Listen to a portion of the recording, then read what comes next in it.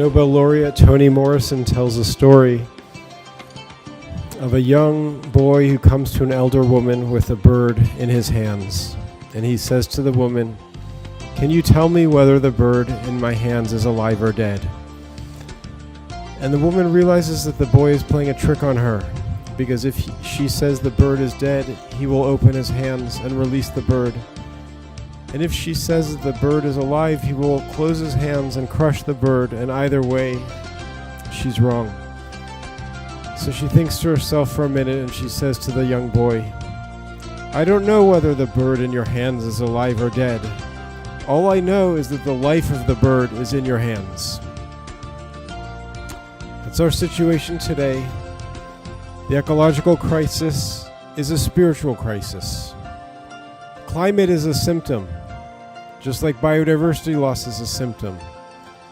It's not just about the birds and the bees, the trees and the toads. It's about how we live as spiritual beings in a physical world.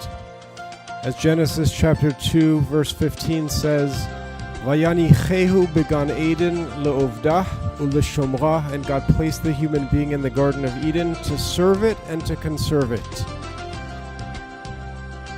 The root issues of the crisis are greed, arrogance, short-term thinking, and seeking our pleasure in the physical. That's why consumer society drives the climate crisis, and we can't simultaneously expand consumer society and expand the human population and curb climate change. The root spiritual solutions are long-term thinking, humility, caring for other people and creatures, and finding our source of pleasure in spirituality, family, and community. Those root issues are ones that only religious institutions can deliver on.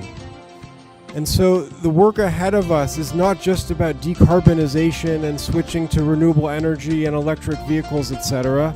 A lot of the work ahead of us is bringing religion on board to address the climate emergency. Most clergy in the world don't speak about climate change.